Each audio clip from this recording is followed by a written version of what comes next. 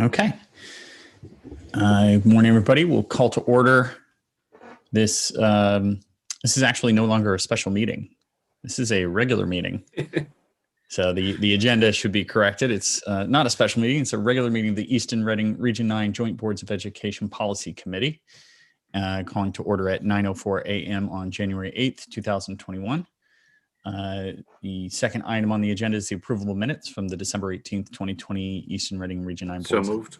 Thank you, Chris. Do I have a second? Thank you, Gwen. Any discussion? Okay, hearing none. Call the vote. All in favor? Aye. Aye. Aye. Very good. Passes 3-0. That takes us to item number 3, public comment. I think technically we do have members of the public present. Any comments? All right, hearing none, we'll move on to board member comment, or sorry, committee member comment. Okay. And here comes Maureen. Perfect. And I see Todd as well. Awesome. Okay. That takes us to item number 5, discussion of possible action. First sort of sub-bullet there is GoGuardian. So I'll tee up just a little bit, just to give some context for sort of how this came to be. We've been going through on the policy committee, meeting weekly, almost every week, for about a year now, more. And essentially what we're doing is, instead of going through the sort of Frankenstein monster that is the existing policy documents for each of the boards, we've been working through together, going through the sort of CABE starter language for policies, starting with the sort of very beginning and sort of going through, I think there's 8 series, all in thousands. So we're now on the 3000 series, which is one of the most sort of heavy parts of the policy documents. And as we look at those documents, we find things like, sort of the way that the nutrition programs or the food services programs or transportation. And one of the things that came up was item about privacy and sort of the expectation of privacy. And we're thinking about it certainly from the perspective of students, but also curious about from the perspective of teachers. I know that there's a sort of a wide range of capabilities that GoGuardian brings to the table. And we're curious about exactly how we are utilizing GoGuardian today, the way that it's been used, sort of historically, whether or not we're taking advantage of all of those features, and sort of, whether it's the sort of the most appropriate tool given some of the capabilities it has that might introduce some liability if abused. So we wanted to connect with sort of subject matter experts in the district, and very much appreciate you joining us to discuss this today. So Stephanie, is there anything you wanted to say to sort of tee up? Oh, you're on mute.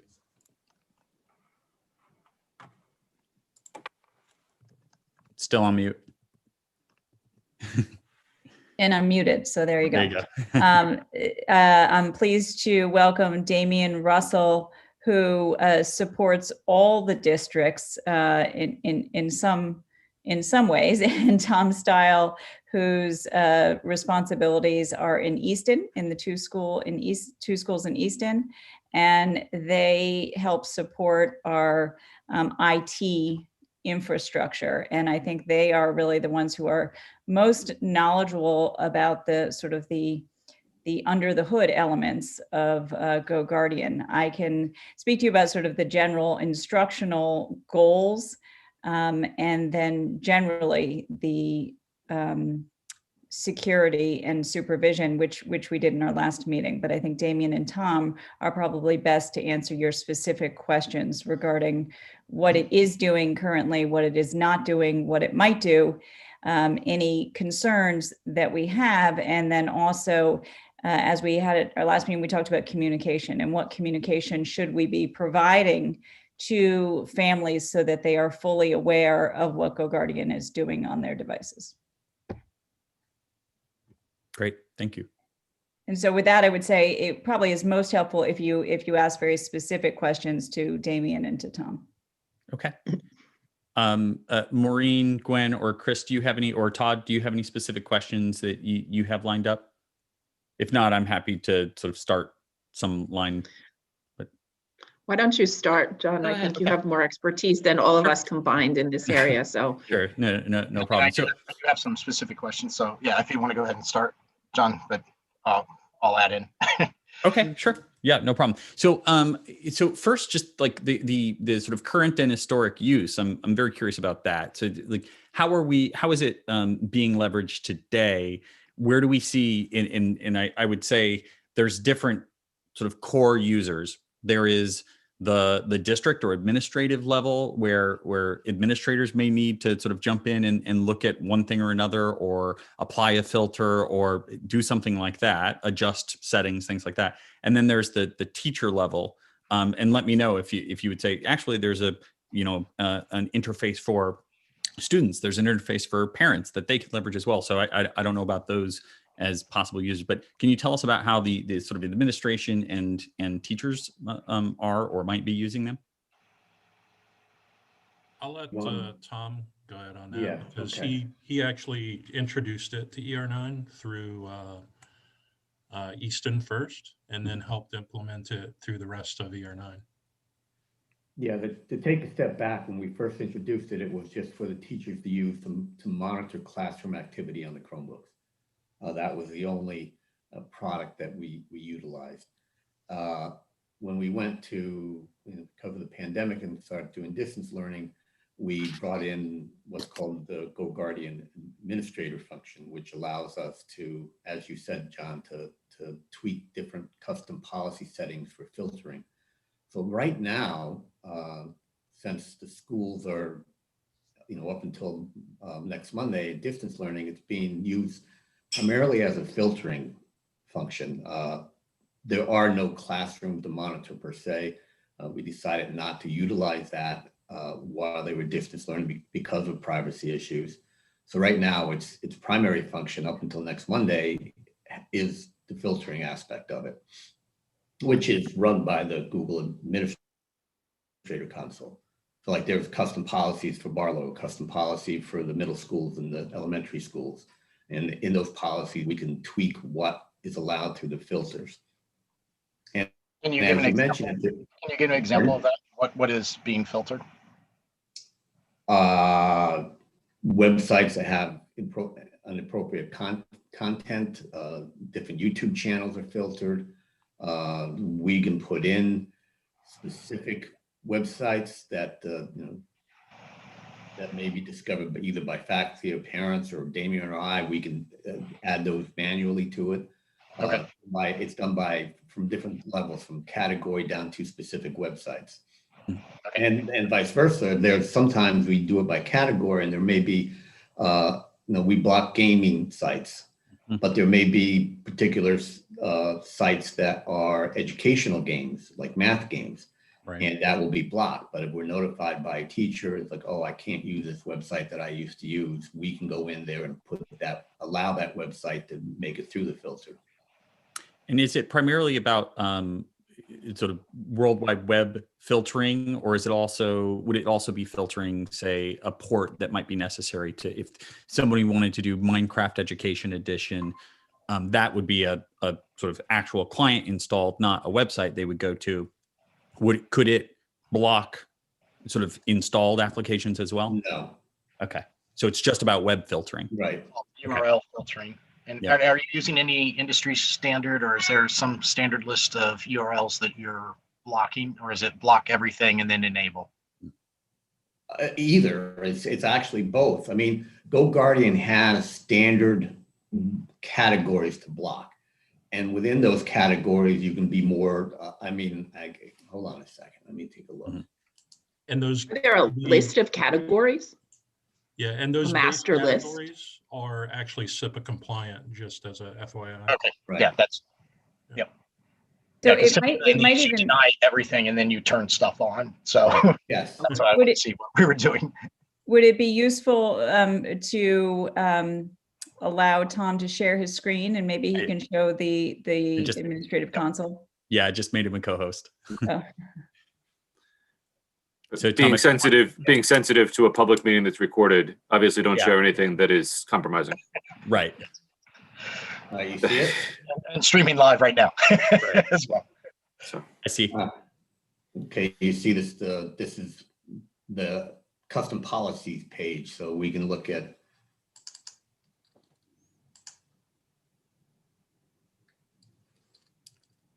Yeah, gonna move you guys, you're right in the way. So, still on that. Here we have website URLs, website categories, YouTubes, and apps and extensions. So we go through the website categories. And here is academic dishonesty, aggressive behavior. And within that, we can go through and pick different categories. Now, if we want to allow some right now, you do this little checkbox here, the whole category is filtered out, but we could go through and just do it. who's making the decisions to turn any of these on or off? What sort of What's the mechanism? record keeping is there for when those changes are made? Well, there is a audit of when changes are made.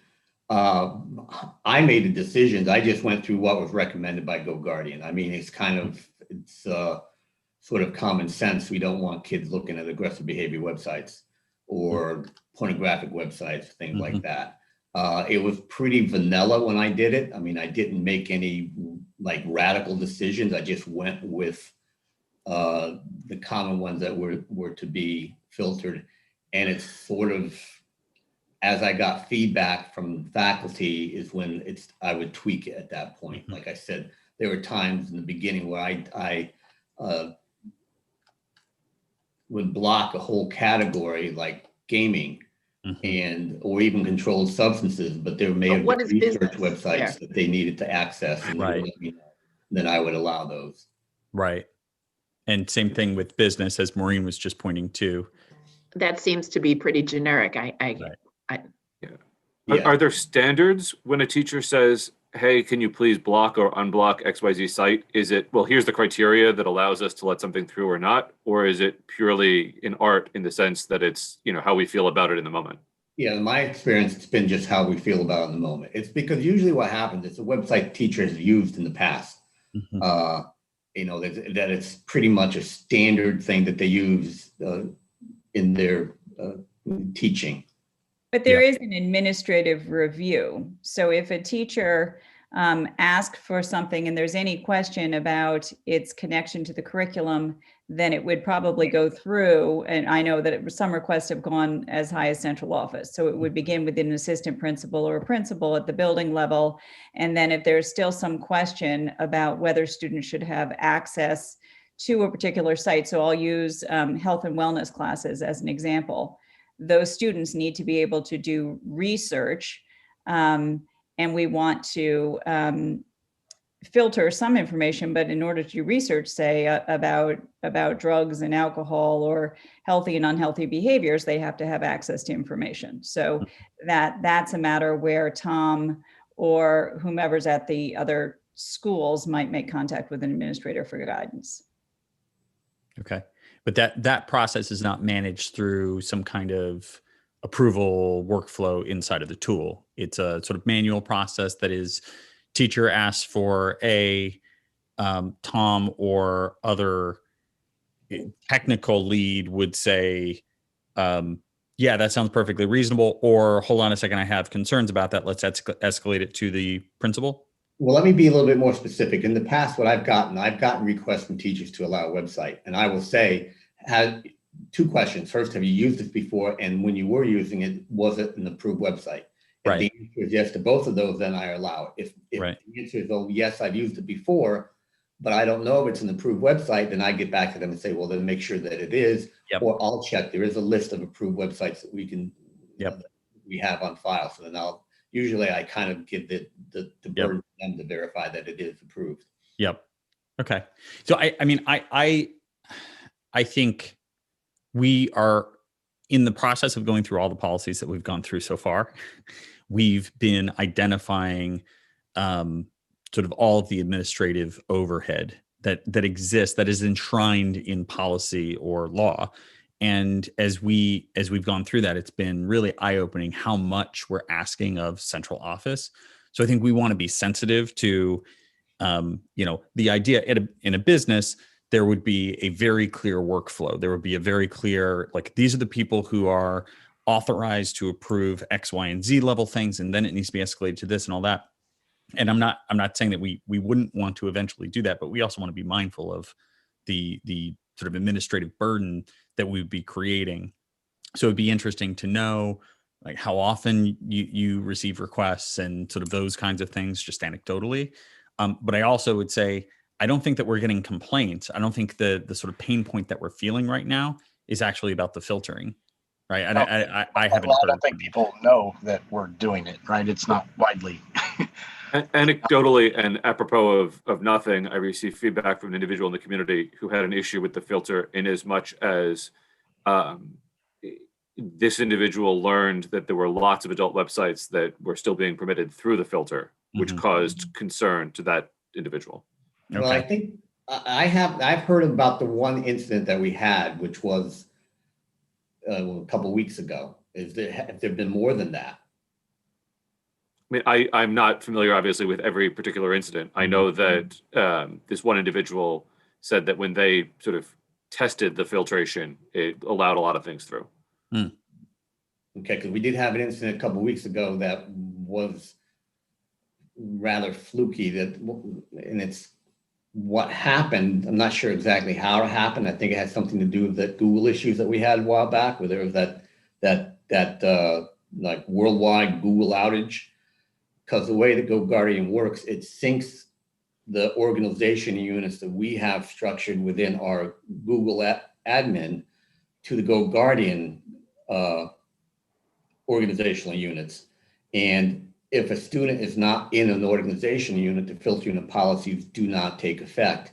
And what happened we had to contact GoGuardian, and they figured it out for us, is that there were a handful of students that for some reason had not been synced to their organization unit vis-a-vis the GoGuardian console to the Google console. And the theory was that because it syncs, throughout the day, every day, and it was probably in the process of syncing when that Google outage happened, and it messed up that. So there were students that did not have an organizational unit assigned to it. And it was odd because GoGuardian recognized it as a porn site but did not block it. And because of that, that happened because that student was not, as far as GoGuardian was concerned, not in one of the organization units that the filtering policy was assigned to. So I can't speak for any other incidents because I haven't heard of any others. Is that the way that it functions? So what you just described, is that the way it functions, whether the machine, the device is in the building or outside of the building? Yes. It's based on the student's ER9 account. Right. And Chrome.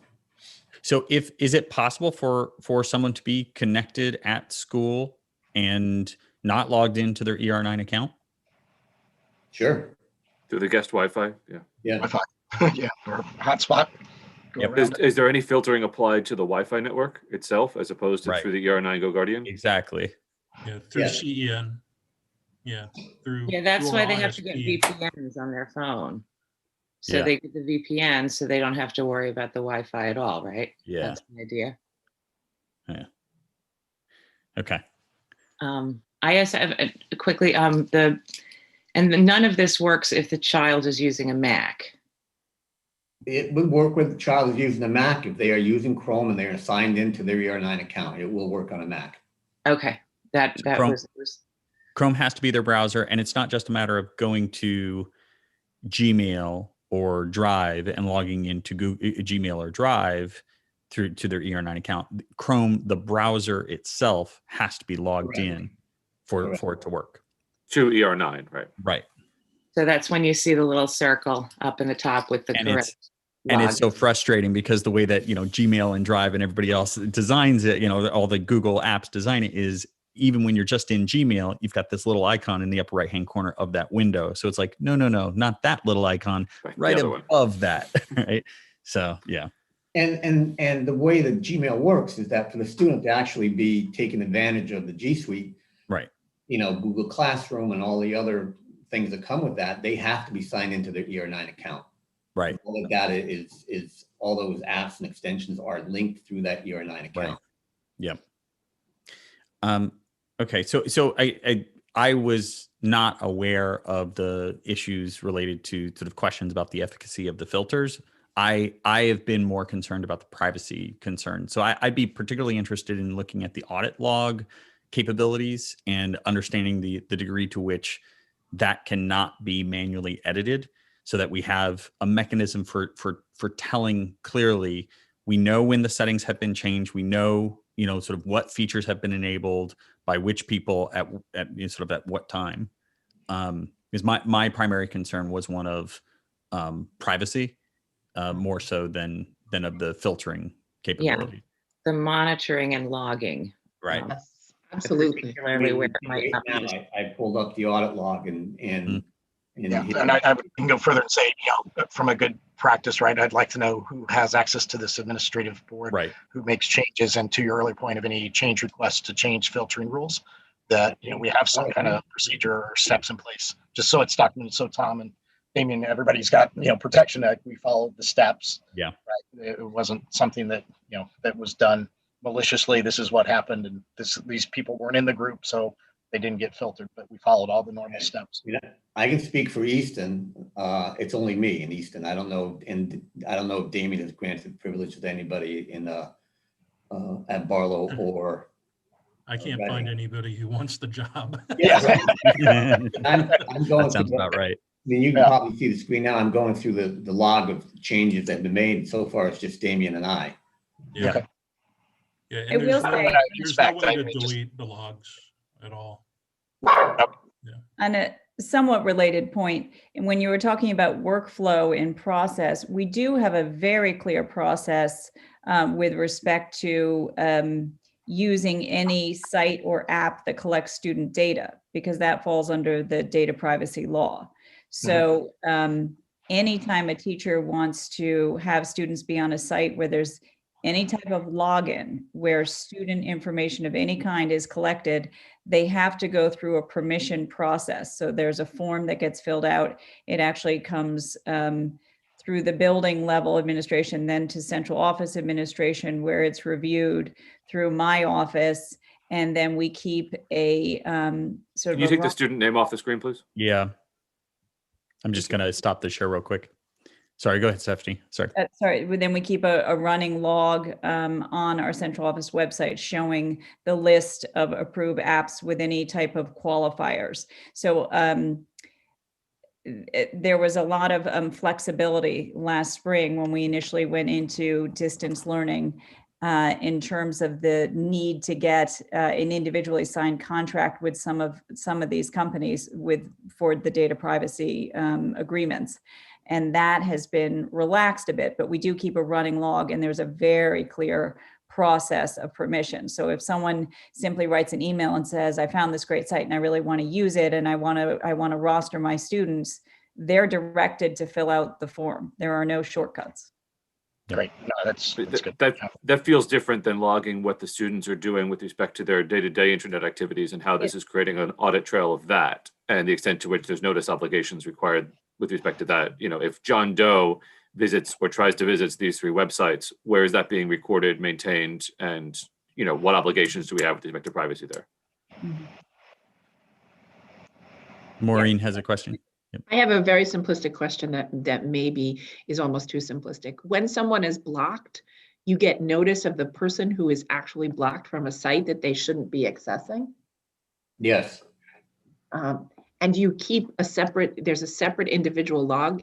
I guess there's no way to just block the person from the site without you having a log of who tried to access the site. I don't know that we want that, I guess. What hit me in terms of just what happened is we certainly want to block students from accessing things, but do we want a log of who tried? I think that's a more conceptual question, and I don't think we do. Yeah. My initial What do gut we do with that reaction is we do information? not want that information. I think we're going to have a bunch of more conceptual questions after we get all of the Right. And I didn't mean to derail the discussion. It just hit me based on what just happened. Right. Yeah. So in this case, if a student tries to hit a site that's on the list that's blocked, it's logged that that student ID tried to access a site that's blocked. Is there an alert that's sent to anybody? Yes, it's flagged. If we go back and share the screen again. I don't want to see a That's student Let's, name. yeah, Sorry, let's hold off on that. So I think Let's not do Tom, that. Damien, if you guys are the two administrators, you're getting an alert that some students tried to access this site and it was blocked. It's logged in the tool as well. But is somebody getting an alert that this classroom, they found some site, they shared it, and everybody's trying to log on to this site, so that there's some activity going on? Is there like an email or a text message, or is there some kind of alert that hits that sort of proactively goes out and notifies people, or would people need to go to the tool to see those alerts? No, we can assign people to get the alerts. If that person is not, somebody's not assigned to get an alert, they won't get an alert. They would have no idea. The only people getting alerts are Damien and I. Okay. And is there a workflow with the level of which the blocked content results in a disciplinary referral or referral back to a teacher? How is that information being handled? Right. I mean, as far as I know, there's no policy telling us when to do that. Right. I know it has happened in the past. I don't know, Damien, did you put somebody in the penalty box or somebody in? I mean, if there's a repeat offender, there's the option of restricting that student's web activity. Right. There's a function in there whereby you put a student in the penalty box and they can only get the things you've explicitly allowed. Right. I think that student was only in there for a day. I'm generally not privy to what happens to students. I give the information to administration, and if they don't have any further questions, I don't know where it goes from there. I think from an adjudicative perspective, I think we need to either be in a position of all of this information is going to administration to assess on the same level, or none of it is going. But it can't be some of it we send, some of it we don't. That creates all kinds of equity, fairness issues, top to bottom. Yeah, and I am just really concerned at a really baseline level that if a student, inadvertently accesses something, there's some record of that student's name. Or his sibling or parent or other person in the house. I don't like that at all. Yeah, especially that. And I think, Tom, to your point, the lack of policy sort of clearly articulating what the process should be, like, it leaves you in a position is like we're doing the best we can, given our best judgment and our time constraints and all of that. So I think this is an area that requires our attention as a policy committee and the boards to try to create clear guidelines, guardrails that'll help us all to be protected and make sure that we're doing the best thing possible for the students as well. There's Even lots if there's of a way that the students can be, sort of have more anonymity in this, such that if you flag someone, you flag someone generically in the 5th grade, but you don't identify John Smith repeatedly in any type of log, unless you really have to take a level up of action. I don't know if you'd be able to do that with this tool, right? Because it's filtering off of their user ID, right? Yeah. And I kind of disagree with you, because if a student is continually going to a site they shouldn't be and attempting to be, one of that site is something about suicide or bombing. But you've blocked them. So particularizing their identity is a separate task from blocking. That doesn't mean that there's some kind of thought process that student has that administration shouldn't know about. Yeah, I mean, I think that the key thing here is that those in an IT position who receive the flag then refer it to administration. That's what we've been doing. Appropriate next steps. So it's also happened before that a student will inform us that, oh my gosh, I know I stumbled upon a site, or I got an ad I shouldn't have received, and I want you to know, because I don't want you to think that I did this on purpose. But other times, if a student is conducting research that raises some concerns about the student, and it might be in the counseling department, it might be more disciplinary, then the administration needs to take appropriate action. And so I think that content filtration is an administrative prerogative, not an IT prerogative.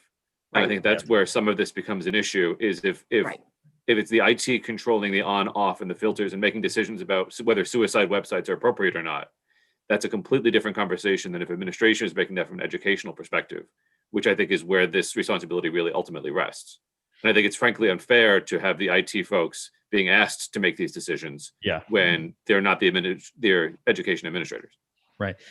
I would also add, I think the dimension that Maureen's raising, I agree with. I think there are serious concerns with the liability that it creates for us with all kinds of, misuse of that data that could be particularly damaging to students over time. Absolutely over time.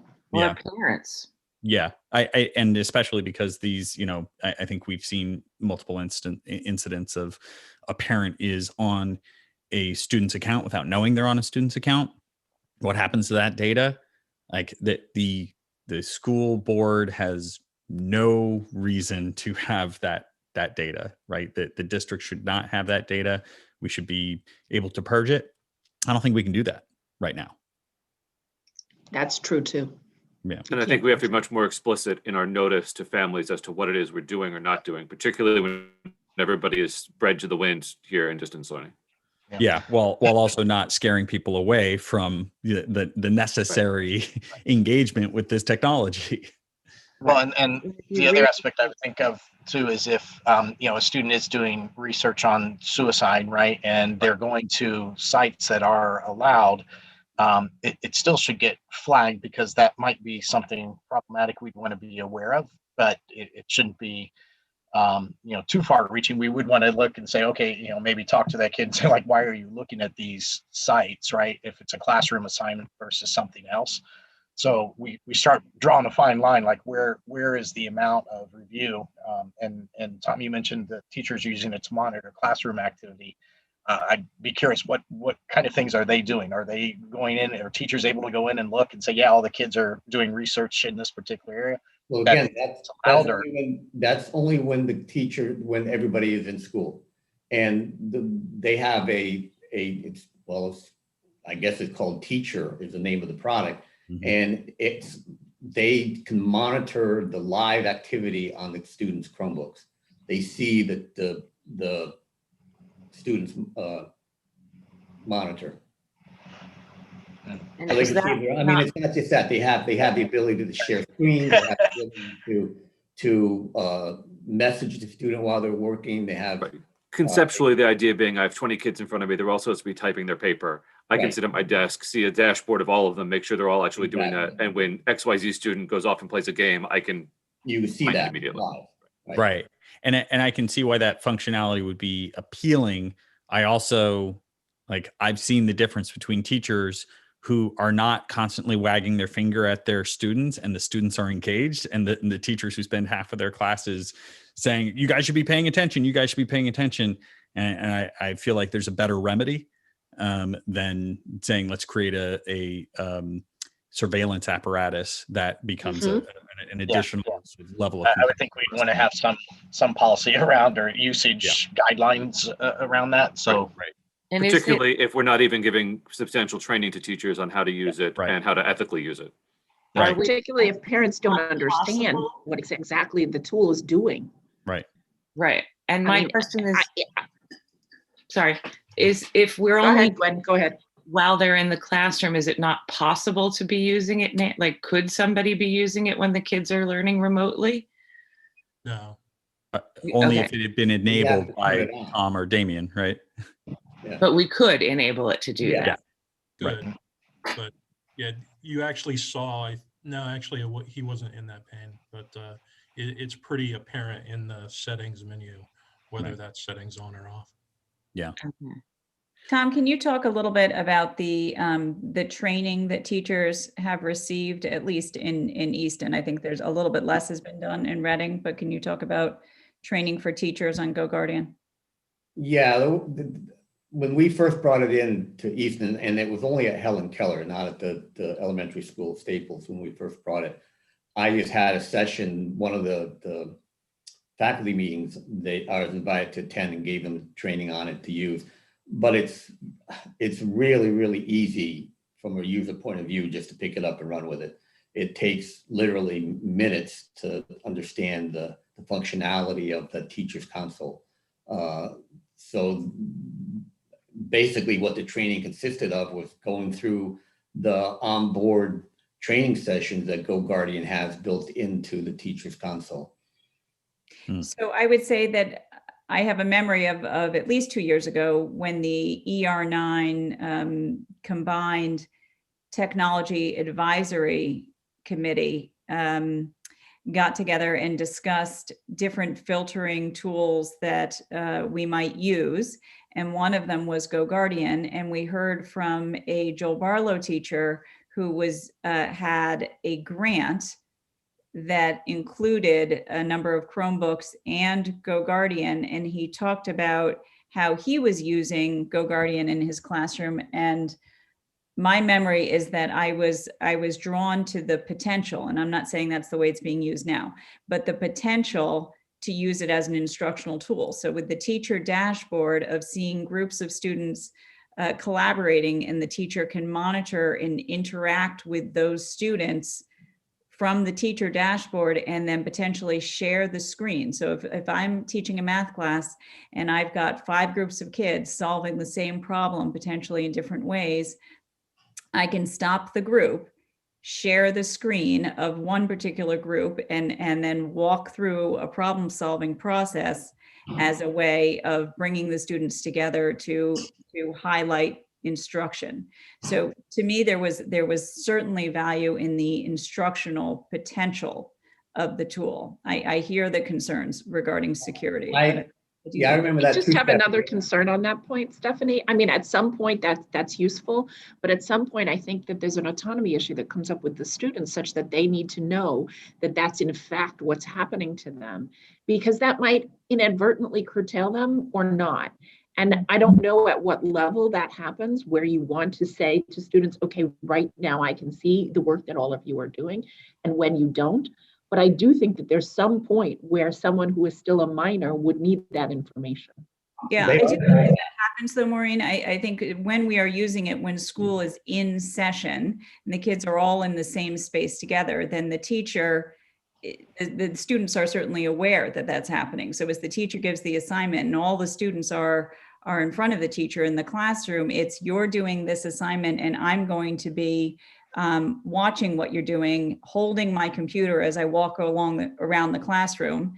And I'm guessing, right? I don't know that for a fact that this occurs, but I can certainly imagine the teacher tapping the group and saying, this is really interesting how you're attacking this problem. I'd like to share this with the group. I mean, I think our teachers sort of do that as good practice, that they don't want to, they certainly wouldn't want the student to feel uncomfortable that their work is sort of being exposed without. Or that they're being watched as they think. Well, I think the flip to that too is if, Johnny goes off and starts playing a video game while he's supposed to be doing the math problem, the teacher's going to see that and be able to go call Johnny out in the classroom and say, you're not doing the math problem. I saw you go try to hit a video game site. Right. Well, Yeah. and that happens. Good teaching, right? So I think that Yeah. without any kind of monitoring of what they're doing on the computer, we would expect our teachers to be respectful of students. And if I'm in a traditional classroom and there's no use of technology and a student is fooling around or goofing off, a good Doodling. teacher is not going to call that student out in front of the rest of the class. They're going to handle it discreetly and privately. And the same would be true of use of technology. So I'm thinking through the mechanics of this, and I have a concern. That feature, the ability to see student screens, it's off right now Correct. because students are all remote. Correct. When students are in hybrid mode, still off? Like next Yeah. week, we're going to be in hybrid. It's still off. The following week, students are all in, assuming certain things happen. Then we turn it back on. Yes. Well, Student- I don't think we'll turn Sorry, it on. at the high school as well, since the high school's still going to be in hybrid. Right. And there's going to be cohorts, these kids all year. So let's And cohort C there all the time. Yeah. so let's never mind all that. So those mechanics matter too. But my point, Mhm. let's fast forward 2 years and let's hope, I'm knocking wood, that we're back to normal. Okay. It's on. We can teachers could see the screens of the students in their classroom. I don't know. I'll be retired. Yeah. That's your Especially problem. after this conversation, right, Tom? I do want to take a beat and just make sure I know how taxing this is. I've been in IT for 20 plus years, and this is like, hey, I didn't make this choice. I didn't, this isn't my call. Like, I'm doing the best I can do and everything. I don't think anybody should take away from this conversation that you or Damien or anybody else is doing anything wrong. We feel like we have not been doing our jobs to oversee this properly, and we're trying to get that right. So, Yeah, well, And we have a understand public that. trust issue too. We have to be transparent for the public, Yeah, not exactly. only know, I mean, but be able to convey the information. And we don't feel like it's been publicly conveyed. Or I don't. Yeah, and it's been out there in in the README, right? It's in the terms and conditions, so to speak. Like, I don't think I've ever actually read one. So let me So yeah, finish your thought, and I have one other along the same line. We're back to normal. We have it on in the classroom. Students at home. Isn't this attached to the student's login? If the student's logged in at home, can we see that screen at home now? We can set it up that we can't, because we can base it on IP address.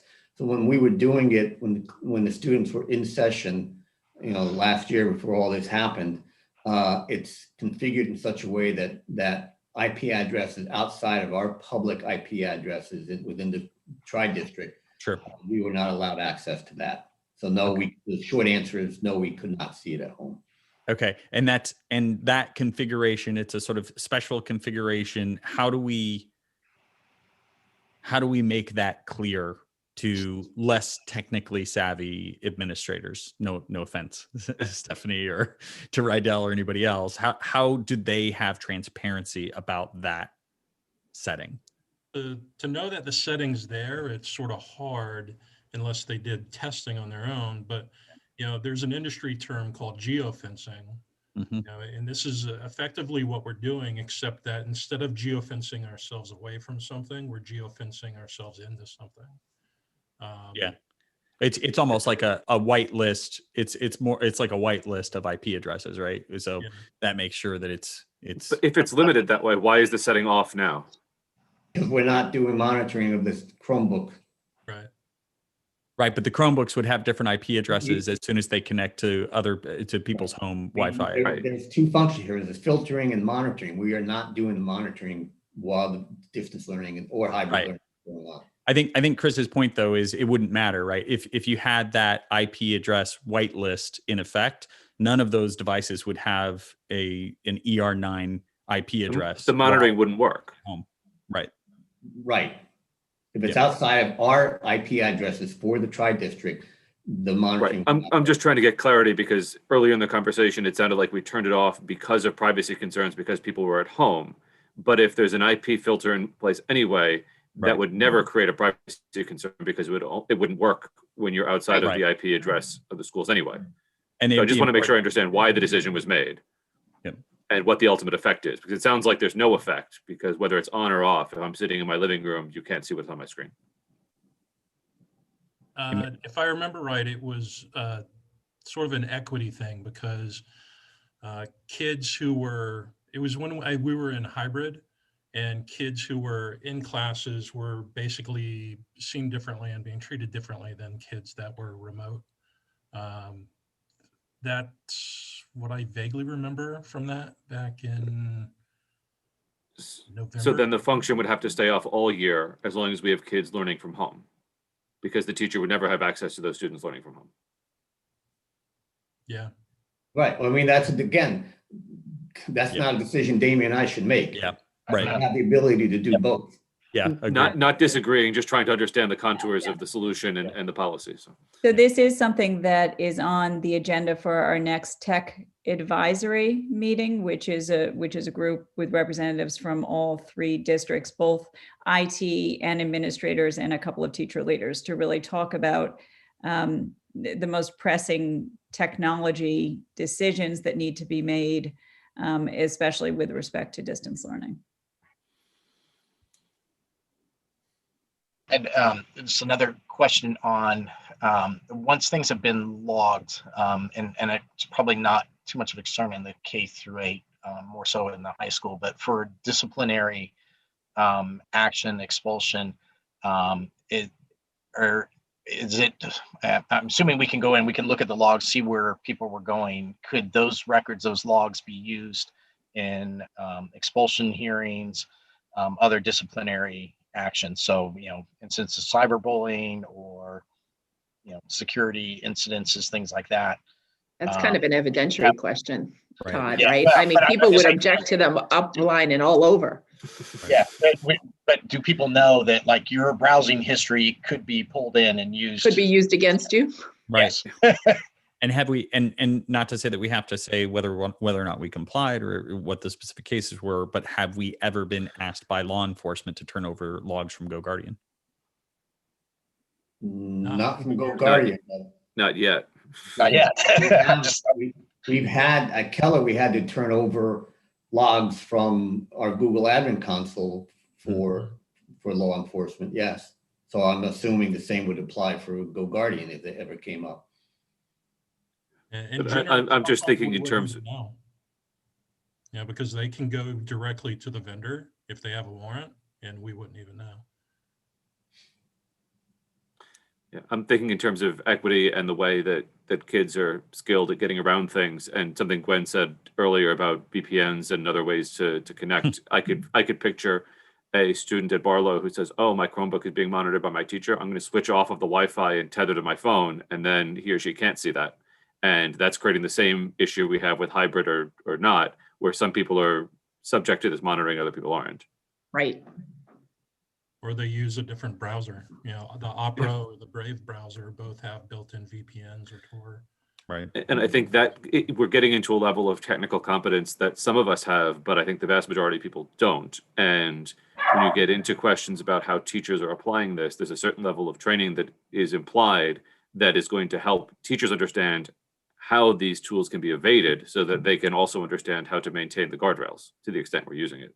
And if that's not happening, I think that some teachers are going to ultimately get taken advantage of by students who are just savvier, for better or for worse. And so we've got to understand what the policy purpose of these tools are before just sort of setting them off into the wild and,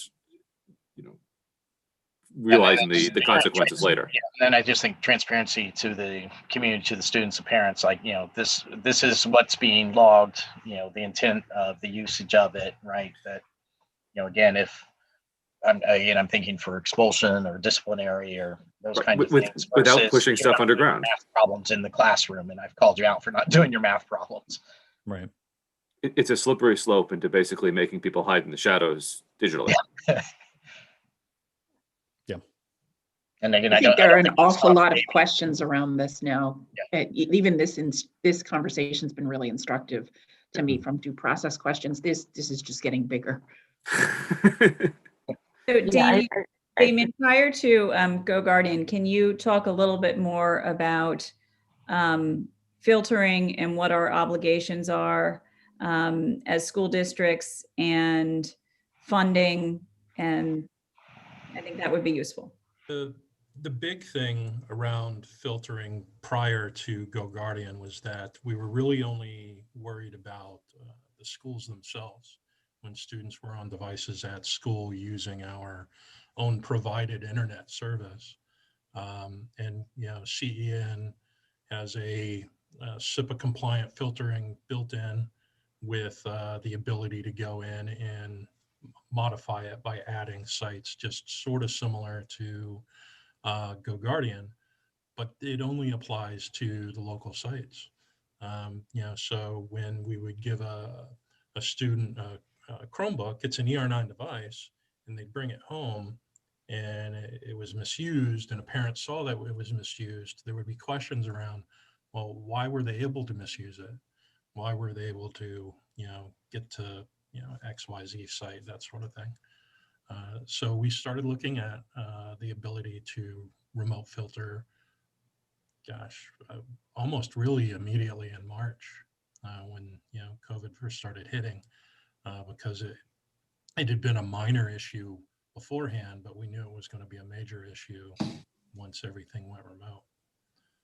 So we had GoGuardian in ER9 in limited sort of a limited run through Helen Keller and Tom Stile.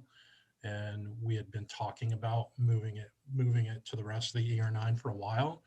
And COVID basically just made us decide to move forward with that as fast as we could. So we implemented GoGuardian ER9 White. I think it was in probably the end of March. They actually gave us the product free until the beginning of our new fiscal year, because they knew the position we were in and stuff. And then after that, I can't really speak so much to budget because I'm not sure how. Well, actually, I think I do remember. I think they got around. But they probably found money because we pulled out some other services that we didn't need because we were, moving in different We did. directions. It was replacing something. Yeah. One other, just one other question on platform as well. We didn't talk mobile phones, but I'm assuming if they're on their mobile phone on the school Wi-Fi, they get blocked by the filtering on the Wi-Fi. If they log on to the school Wi-Fi and log on to the Google apps on their phone and try to use the Safari browser, does GoGuardian block against the Safari browser or the Google apps coming in via the phone? I don't believe it does, because there's an issue with extensions on phones, because GoGuardian is mostly extension based, both in Macs and PCs, and on Chrome OS, it's actually being pushed out via policy as an extension to all those devices. So on a phone, I don't think we would get monitoring or filtering ability except for PE. Okay. Yeah, because they could always use their cell data and get around it anyway. But going back to the history of this, the teacher end of the product was brought into the rest of ER9 before the admin console was. And going back to what Stephanie had said earlier about it being used at a classroom in Barlow, again, I think it was at the same tech committee meeting, that the feedback from Keller was so positive from the faculty that that's what sort of kicked it off to bring it into the rest of the district. The teachers absolutely loved it. And it was prior to COVID where we purchased a certain number of licenses, and the thought is that it would begin at the upper elementary level when there was a greater likelihood that a teacher would have an assignment when students would be working, say, on shared Google Docs or shared spreadsheets, and that the teacher probably most likely at the upper elementary level and up would want to be able to use that dashboard as a teaching tool. Correct. I think it was fifth grade and up, fifth grade at the elementary school and then middle school. In fact, I remember at Staples, I had a lot of complaints from first through fourth graders that we didn't have enough licensing for them to use it. What tools exist within the Google Classroom suite from the teacher side to accomplish similar tasks, like looking into what's being worked on? Well, so currently within Zoom, if the teacher creates a breakout room and puts students into a breakout room, and it's a little bit different. They're not viewing their screen per se, but they could view the person. You could view them working. It's not. I'm wondering if I have 20 students and they're all asked to type into a Google Doc that I've assigned, can't the teacher, from the teacher's perspective, have some sort of live view into what's going on in those documents in the assignment? Sure, if the teacher is a collaborator in all of those if the teacher sets it up so that as the teacher, I've now created 6 documents, there'll be 6 small groups in my classroom, and as the teacher, I am also a member of every single one of those groups, then the teacher can do it that way. That is the way that they tend to set it up, at least in all the experiences I've had with my kids. But it wouldn't be set up as a dashboard, right? Like right now, I can see all 8 of us here and see the pictures. If I were instead seeing the screens, which is actually how Discord lets you do it, which is something that I really think is cool.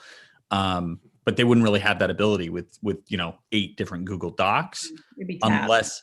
unless they sort of Tabs. curated. They'd have to create that experience for themselves. Yes. Yeah. And was that the main request for functionality from the teachers, is the collaboration, being able to see what the kids were doing while they were doing it? Was that the main thing that they were after? Yes. Functionality. Yeah, absolutely. I mean, group work is so much a part of the teaching experience now. So yes.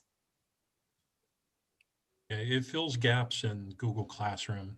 Google Classroom seems to be, pretty feature rich, but there are a lot of gaps in the ways you can collaborate. Mhm. This was a great tool that sort of spans those. Yeah. I could imagine, and I haven't done a study of this, but I could imagine there are other tools out there that sort of try to work in this space.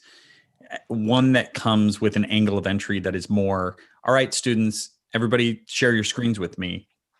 I think that's a better way to go about this. And you can see, oh, hey, Jimmy still hasn't shared a screen. Jimmy, you're supposed to share your screen now. Share your screen, as opposed to, me doing it from my seat and sort of seeing the screens. It seems problematic, but. Well, and I've also heard from a lot of people that who are frustrated with distance learning, that their kids are this is one of, as you guys know, the joys of being on the board is that you go to get a quart of milk and you get to hear all of the great things. I know this never happens to Chris Parkin.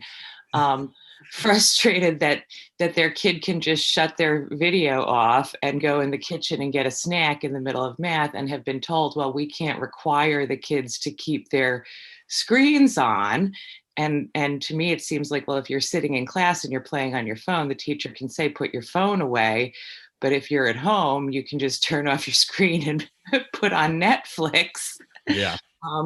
So I feel like there's a real imbalance there about what we can or can't do. I'd rather the teacher just be able to say, turn on your screen, than be able to go in backwards. I mean, this whole conversation sort of feels like a lot of conversations we've had over the past 9 months about flying an airplane while we're building it. And also our conversations, John, Stephanie, and I have had about K-5 math curriculum and the extent to which technology is moving at a pace that we have to be prepared to keep up with, but we also can't be implementing tools where we get out over our skis and are realizing the consequences sort of after the fact.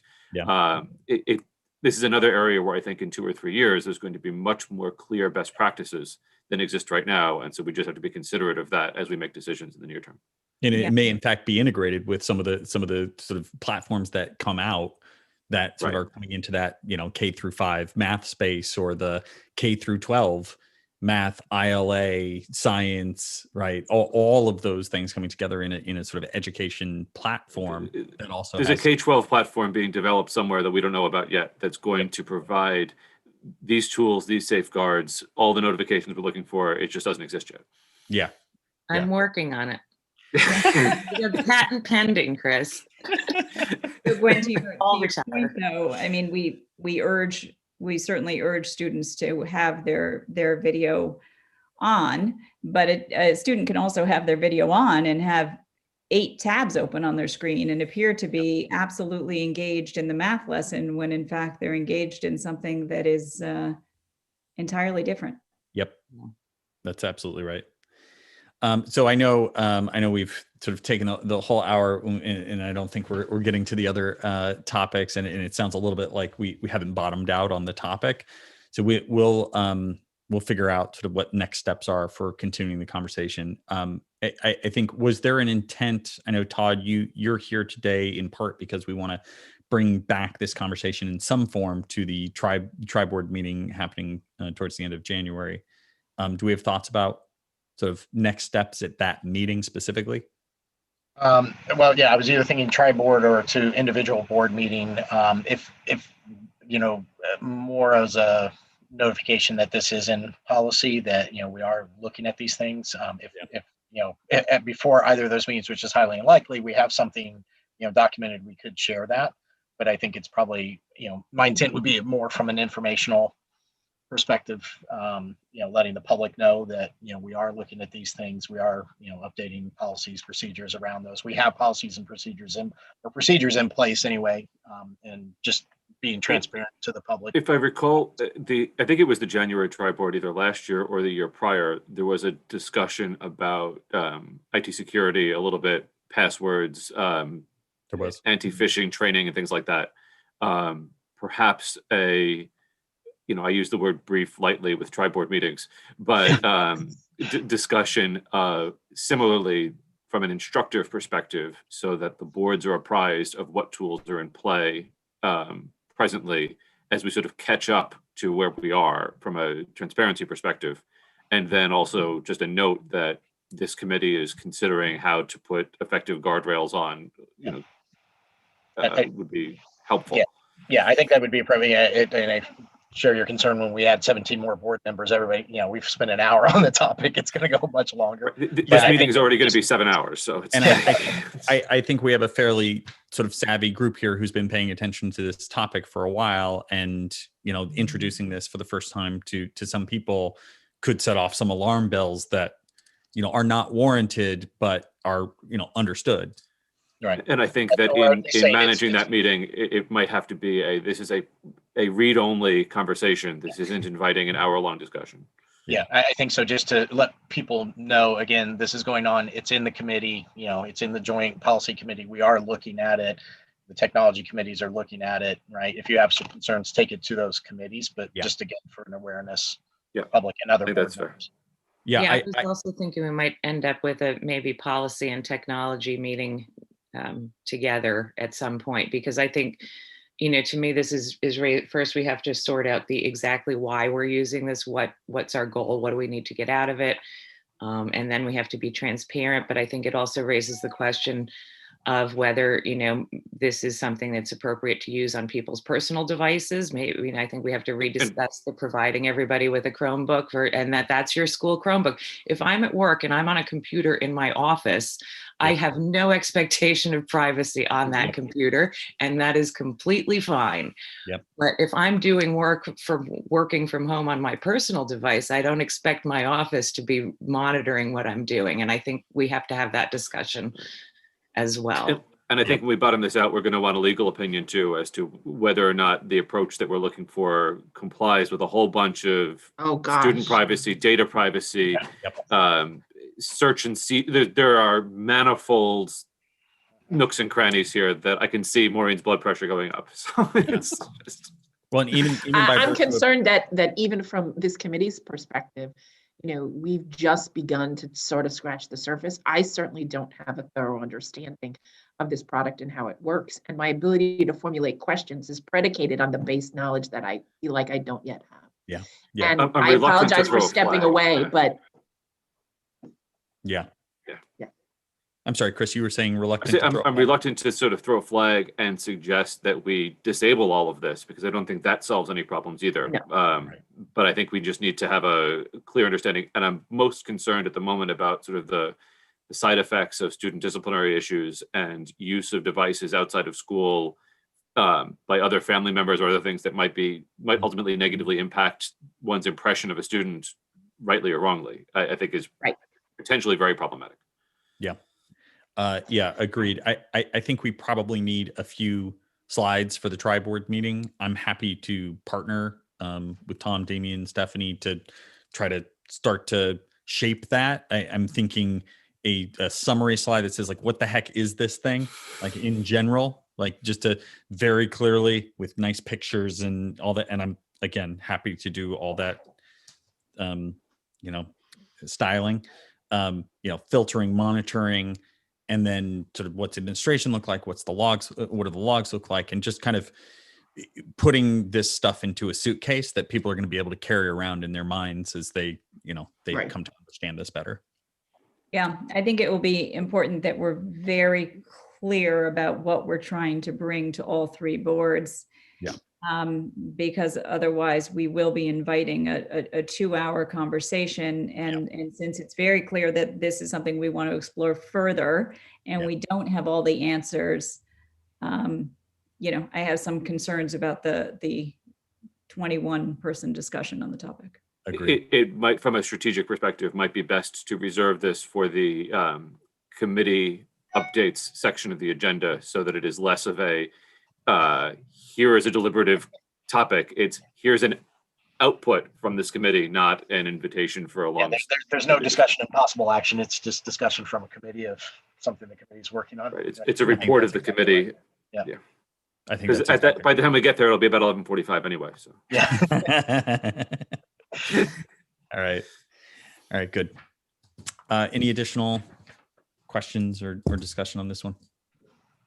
No, just thank you to Tom and Damien for spending time this morning and answering our questions. And, again, we're not looking to put a lot more burden on you. We're just try to help make policy procedure to make your job easier and have, I totally guidelines appreciate for you guys that. to follow.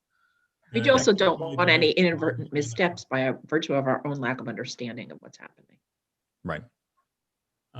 One thing I can put out there is that based on the feedback from the Connecticut Tech Director listserv, the majority of districts in Connecticut seem to be using GoGuardian or some sort of filtering, even remotely. The majority of the people or districts that tried a different product last year actually ended up switching from that product to GoGuardian over the summer. So it's a really popular product in Connecticut districts. It's good to know. So you might be able to reach out to peers in other districts and see, I can't imagine they haven't had these same concerns, and maybe some of them have done some of this legwork already. I'm thinking about reaching out to the board chair listserv and Yes. posing the question how other districts are handling this from a governance perspective with respect to guardrails and internet filtration and things like that. Yeah. All right. Excellent. Okay. Thank you very much. I think we're at time, so I think we're going to forego item B, C, unless there's objection. Not an objection, just a comment that we have 2 Fridays left if we're going to bottom out the tri-board governance question in advance of the 26th. I will not be here next week, folks. Okay. So then the following week we have to get our arms around, or we should do a special meeting. I For the think policy if you committee. really want to plow through that, you probably need some type of special meeting. Okay. All I right. think Well, why don't we consider a special meeting opportunity by email and figure out how we want to. sounds good. Good. Thank you, Chris. Good. No members of the public being present. We'll go to member comment. Okay. Looking for a motion to adjourn. So moved. Thank you. Second. Thank you, Maureen. Any objections? All right. We are adjourned at 10:12 a.m. Thank you very much, everybody. Bye, Thank guys. you.